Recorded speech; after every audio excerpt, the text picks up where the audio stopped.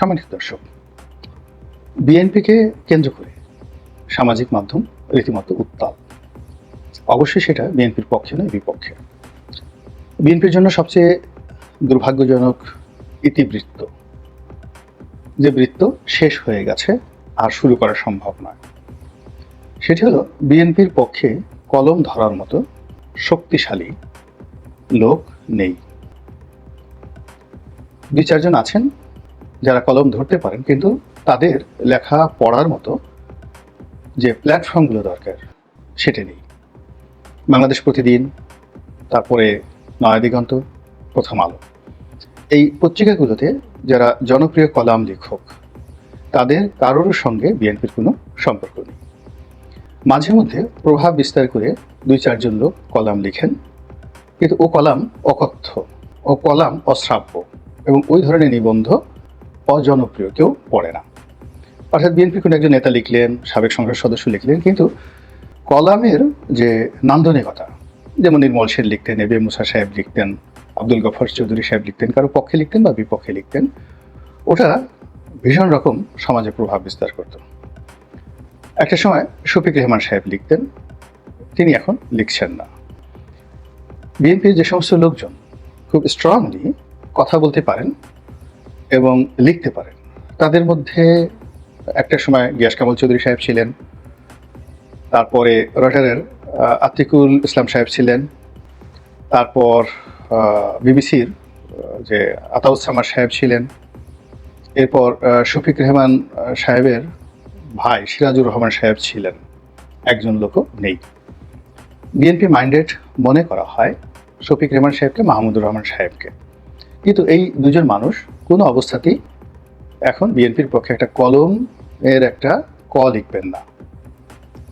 তারা যে সম্মান, যে মর্যাদা, যে অ্যাকসেপ্টেন্স এটি পাওয়ার কথা ছিল, সেটি তারা বিএনপি থেকে পায়নি। বরং ক্ষেত্র বিশেষে এতটা অপমান, এতটা অপদস্থ এবং এতটা যাকে বলা হয় নিগ্রহের শিকার হয়েছেন এই দুই ভদ্রলোক, তারা সর্বশক্তি দিয়ে ইন্টেলেকচুয়ালি বিএনপির কোনো ক্ষতি করবেন না, কিন্তু বিএনপির যারা প্রতিপক্ষ তাদেরকে এমনভাবে প্রমোট করবেন যে বিএনপি অটোমেটিক ক্ষতিগ্রস্ত হয়ে যাবে। আমি এই দুজন লোকের পাশাপাশি আরও এরকম হয়তো আরও 10 জন আছেন, তাদের কথা বলতে পারি। তো কাজেই মূল ধারার যে গণমাধ্যম, সেখানে কোনো লোকজন নেই। এমনকি বিএনপির পক্ষে টেলিভিশন টকশোতে এসে কথা বলতে পারেন, খুব চমৎকারভাবে কথা বলতে পারেন, এরকম লোক নাই এখন। ফজলুর রহমান সাহেব কথাবার্তা বলছেন, কিন্তু তিনি বিএনপির পক্ষে কথা বলছেন না, তিনি নিরপেক্ষ কথাবার্তা বলছেন। আর বিএনপির পক্ষে কথা বলার জন্য তার যে অ্যাক্রেডিটেশন দরকার, তার যে সম্মান দরকার, যে মর্যাদা দরকার, সেই জিনিসটা জনাব ফজলুর রহমান সাহেব পাচ্ছেন না। সমাজে এখনো পর্যন্ত যে সমস্ত লোকজন রয়েছেন যারা একসময় বিএনপির পক্ষে খুব কথা বলতেন, যেমন কথা বলতেন আসিফ নজরুল সাহেব, কথা বলতেন সেই যাকে বলা হয় আরও অনেকে, ফরহাদ মাজার সাহেব কথা বলতেন, তারা কেউ এখন আর কথা বলছেন না। মাহমুদুর রহমান মান্না সাহেব লিখছেনও না, বলছেনও না। ফলে এই জায়গাটি বিএনপির জন্য ব্যারেন, অনুর্বর হয়ে পড়েছে। সামাজিক মাধ্যমে আওয়ামী লীগ জমানাতে আওয়ামী লীগ দুর্বল ছিল, তখন জামাতের লোকজন বাঁশের কেল্লার মাধ্যমে এখানে ভীষণ রকম অ্যাক্টিভ ছিল, এবং জামাত যা কিছুই করতো আলটিমেটলি প্রথম বিএনপির পক্ষে যেত, তারপর সেটা জামাতের পক্ষে যেত। এখন জামাতের পুরো মেশিনারিজ বিএনপির বিরুদ্ধে সর্বশক্তি নিয়োগ করে বিএনপিকে নীতিমতো নাঙ্গা করে ছেড়ে দিয়েছে। নাঙ্গা মানে উলঙ্গ করে ছেড়ে দিয়েছে। আর এই পরিস্থিতি মোকাবেলা করার জন্য বিএনপির এরকম কোনো সাইবার যোদ্ধা নেই। এটা হলো বাস্তবতা। উল্টো এখানে জামাতকে পরাজিত করে পুরো সামাজিক মাধ্যমে এখন আওয়ামী লীগ সাইবার যোদ্ধাদের রাজত্ব চলছে সোশ্যাল মিডিয়াতে, এবং সেই রাজত্বে আওয়ামী লীগের লোকজন এত কৌশলে কাজ করছে। তারা ডক্টর ইউনূসকে টার্গেট করছে, জামাতকে টার্গেট করছে, সরকারের কর্মকাণ্ডকে টার্গেট করছে, আর খুঁচিয়ে পুরো পরিস্থিতি এমনভাবে তৈরি করছে আওয়ামী লীগের সাইবার যোদ্ধারা।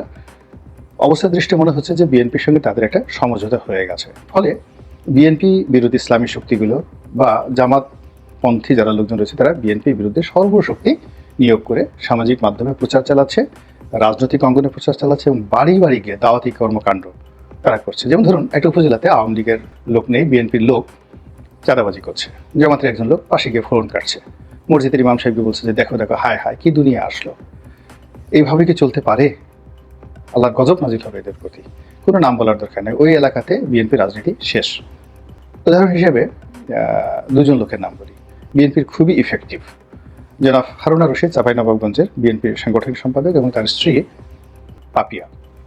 এই দুজন একেবারে পরীক্ষিত বিএনপির নেতা, যাদের জবান আছে, ভয়েস আছে, কথা বলতে পারে, জনপ্রিয়তা আছে।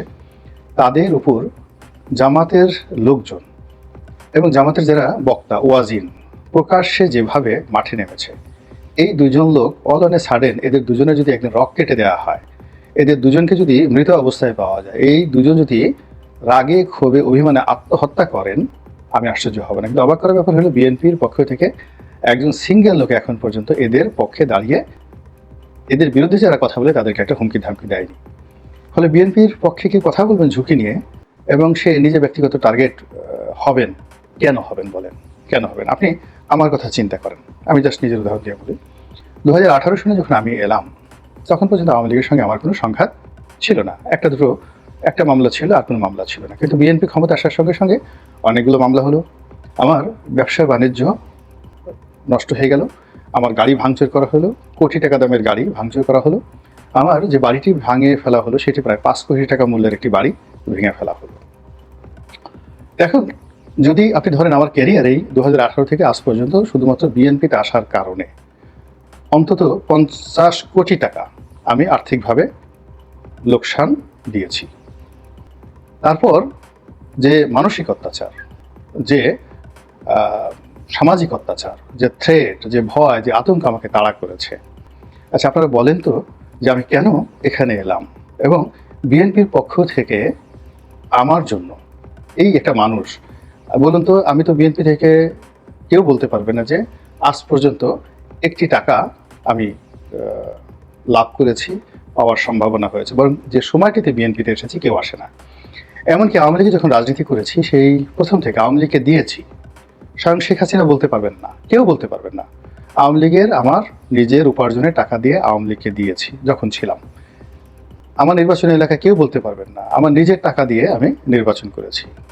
নিজের টাকা দিয়ে নির্বাচনের পর 5টি বছর অন্তত কত টাকা যে খরচ করেছি, জাকাত, ফেতরা, দান, খয়রাত, বিভিন্ন শিক্ষা প্রতিষ্ঠান করা, স্কুল কলেজ করা, সব নিজের টাকাতে করেছি। সরকারের 1 কাপ চাও কখনো খাইনি, সরকারের 1 লিটার তেলও কখনো পুড়ায়নি। এখন সেই আওয়ামী লীগ আমাকে যে ক্ষতি করেছে, আবার সেই বিএনপির জন্য আসলাম, সেখানে আমার এত বড় আর্থিক ক্ষতি হলো, মানসিক ক্ষতি হলো, কিন্তু বিএনপি আমাকে ওন করবে বা আমি বিএনপিকে ওন করবো এরকম একটা সিঙ্গেল ঘটনা ঘটেনি। তাহলে আমি বা আমার মতো যারা আছেন তারা কেন বিএনপির জন্য ফাইট করবেন? ফলে কি হলো, বিএনপির জন্য পুরো ময়দান একেবারে উন্মুক্ত হয়ে গেছে। এই আমি 2012 সনে বেগম খালেদা জিয়াকে নিয়ে পত্রপত্রিকায় লিখতাম, টেলিভিশন টকশোতে বলতাম শেখ হাসিনার জমানাতে আমি সিটিং এমপি হিসেবে। 2014 থেকে 18 তারেক রহমান সাহেবের নাম নেওয়ার মতো বাংলাদেশের কোনো লোক ছিল না। তখন সুকৌশলে তার নাম নেওয়া, তার পক্ষে লেখা, তাকে মহৎ ব্যক্তি হিসেবে উপস্থাপন করার জন্য সর্বোচ্চ চেষ্টা করেছি। তো এরকম আমার মতো হয়তো অনেকেই করেছেন, কিন্তু সেই মানুষগুলোর এই যে বিএনপির মাত্র আগস্ট মাসটি 2024 সনের আগস্ট মাসটি বিএনপির পক্ষে ছিল, সেপ্টেম্বর থেকেই পুরো উল্টো। এই আগস্ট মাসে বিএনপি সবাই চোখ উল্টে ফেলেছেন।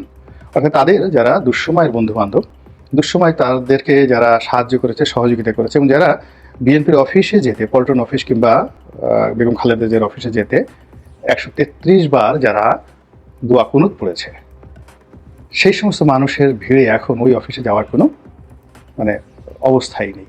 কে মনোনয়ন পাবে, কে মন্ত্রী হবে, কে এমপি হবে, সবার জামা কাপড়, কোট প্যান্ট বানানো থেকে শুরু করে কেউ যদি বিয়ে থা করার যারও ইচ্ছা থাকে, তারা বিয়ে থা করার জন্য পাত্রী পর্যন্ত ঠিক করে রেখেছে যে এমপি হলে, মন্ত্রী হলে আমি ওই জায়গাতে বিয়ে থা করবো। আওয়ামী লীগের অনেক লোক বিয়ে থা করে বউ রেখে পালিয়ে চলে গেছে, ওই জায়গাটা গণিমতের মাল হিসেবে দখল করবে। এই কাজগুলো তারা করছে। আর এইদিকে বিএনপির যারা প্রতিপক্ষ, তারা যে টার্গেট নিয়ে এগুচ্ছে, এই টার্গেটে এখন বিএনপি এমন একটা অবস্থার মধ্যে পড়েছে যেখান থেকে বের হওয়ার মতো শক্তি তার নেই, সামর্থ্য নেই। ফলে প্রতিদিন তারা কেবলমাত্র ক্ষতিগ্রস্ত হচ্ছে। বিএনপির শীর্ষ নেতা মির্জা আব্বাস, মির্জা ফখরুল ইসলাম আলমগীর, মেজর হাফিজ, ওনাদের মতো মানুষকে অসম্মান করে যে সকল কথাবার্তা হচ্ছে, যে সকল গালিগালাজ হচ্ছে, তাদের বংশের কুনতি, কে দপ্তরির ছেলে, কে রাজাকারের ছেলে, কে ভারতের থেকে কত টাকা নিয়েছে, ডিজিএফআই থেকে কে কত টাকা নিয়েছে, কার জমি রেলওয়ের জমি, কে কত অপকর্ম করেছে, ব্যাংকের মালিক কীভাবে হলো, এই সকল কথাবার্তা একেবারে উলঙ্গ হয়ে মাঠে মাঠে ছড়িয়ে দিচ্ছে। আপনি বোঝার চেষ্টা করেন যে এখানে কোনো ব্যক্তিকে দায়ী করে লাভ নয়। একজন ব্যক্তি এই কথাগুলো বলছেন, তাকে তো তথ্যগুলো দিচ্ছে কেউ বাংলাদেশ থেকে।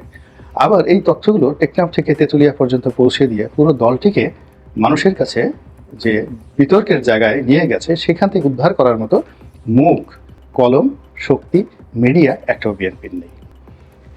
এরপর জনাব তারেক রহমান সাহেব, এখন তারেক রহমান সাহেবকে নিয়ে দেশে এবং দেশের বাইরে, মানে প্রকাশ্যে, গোপনে কোনো কিছু নয়, যে সকল কথাবার্তা হচ্ছে, তিনি কিভাবে লন্ডন গেলেন, তিনি কেন আসছেন না, তিনি কত টাকা সেখানে খরচ করেন মাসে, টাকা পান কোথায়, তার কটা গাড়ি আছে, কোন গাড়ির দাম কত, তার বাসা ভাড়া কত, তার পরিবার নিয়ে যে সকল কথাবার্তা হচ্ছে, এইগুলো সেই 2009 থেকে 2024 সন পর্যন্ত, শেখ হাসিনার পতন পর্যন্ত যে নোংরা কথাগুলো কল্পনা করা যেত না শহীদ জিয়া পরিবার সম্পর্কে, সেই কথাগুলো কিন্তু এখন বলা হচ্ছে।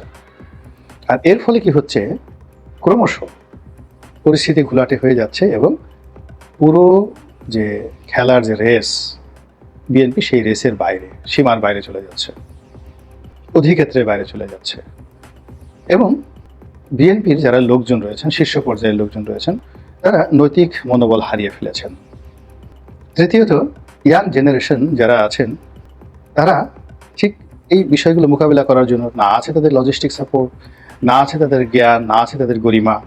এখন এমনকি এই বিএনপির যদি ধরেন 20 থেকে 40 বছরের মধ্যে যাদের বয়স, এখন আপনি যদি রুমিন ফারহানাকে তো মাইনাস করে দিয়েছেন, পাপিয়াকে মাইনাস করে দিয়েছেন, নীলুফার চৌধুরী মনিকে মাইনাস করে দিয়েছেন, আর যাদেরকে বগলের মধ্যে রেখেছেন, আমি নাম বললাম না, এই বগলের মধ্যে যারা আছে যাদের বয়স 50 মধ্যে, এখন এদের একটা বিরাট অংশ সারাদিন টেলিফোন করে ভাইয়া কেমন আছেন, কি আছেন, ইত্যাদি ইত্যাদি, আর ভাইয়ের সঙ্গে কথা হলো বলেই 2-3টা কমিটি বিক্রি করা হয়ে গেল। এই লোকগুলো মানে সমাজে, দলের মধ্যে এতটা অপান্ত হয়েছে যে কোনো রকম একটু যদি গণেশ উল্টানোর পরিস্থিতির সৃষ্টি হয়, গণপিটুনিতে এই যে ভাইয়া গ্রুপ, এই ভাইয়া গ্রুপের সর্বনাশ হয়ে যাবে। এই গেল একটা। অর্থাৎ যাদের বয়স 40 থেকে 50-এর মধ্যে, উপরে যে গ্রুপটি আছে অ্যাবভ 50, যারা জনাব তারেক রহমান সাহেবের ঘনিষ্ঠজন, তো এনাদের মধ্যে এরা ভদ্রলোক, একেবারে ভদ্রলোক, যেমন ধরুন শহীদুদ্দিন চৌধুরী, অ্যানি আছেন, তারপরে শেষে সোহেল সাহেব আছেন। এখন এই ওনারা 2-3 জন লোক আছেন যাদের যোগ্যতা আছে, কিন্তু চারিদিকে এত বাধা বিঘ্ন দূর করে দে আর নট পাওয়ারফুল, তাদেরকে সেই পাওয়ার দেওয়া হয় না। এখন যেখানে যে কাজ দরকার তা নিয়ে তাদেরকে দেওয়া হয়েছে, তোমরা কনসার্ট করো, গান করো, বাজনা করো, সারিন্দা বাজাও, হারমোনিয়াম বাজাও, তবলা বাজাও। It's not the politics. মমতাজকে দিয়ে যদি গান বাজিয়ে যদি পলিটিক্স হতো, তাহলে শেখ হাসিনা কেমন পর্যন্ত ক্ষমতায় থাকতো। এর কারণ হলো, যত বাংলাদেশের নাম করা শিল্পী, সাহিত্যিক, কবি, সাংবাদিক, নৃত্যশিল্পী, নায়িকা, গায়িকা সবকে তিনি কিনে ফেলেছিলেন। বাংলাদেশের যত স্টার আছে সব স্টার। সেই তুলনায় বিএনপির স্টার বলতে কে আছে? মেগা স্টার একটা সময় ছিলেন উজ্জ্বল সাহেব, আছেন, বয়স হয়ে গেছেন। 2 নম্বর হলো কনক চাপা আছেন। তারপরে 3 নম্বর হলো বিদেশের বাইরে ছিলেন সেই কালো করে যে আমাদের আরেক বোন আছেন, এলোমেলো আকাশে, বেবি নাজরিন। তো এখন এই সমাজে যেখানে হিরো আলমদের যুগ, যেখানে এই বছর কেন এটিএনের মাহফুজ সাহেব গান গাইলেন না, এই জন্য যাদের কলিজাটা ফেটে যাচ্ছে, সেই যুগে বেবি নাজরিনের গান কেউ শোনে না। বুঝতে হবে যে যুগটা কোথায় চলে গেছে। যেখানে জওয়ান, পাঠানের গান চলে, হিন্দি গান চলে, তো সেখানে আপনি কিসের কনসার্ট করবেন? স্বাধীনতা কনসার্ট, সবকটা জানালা খুলে দেওয়া না, এই গান এখন কেউ শুনছে না। এখন ইনকিলাব জিন্দাবাদ, জামাতের গান শুনছে, জিহাদি গান শুনছে।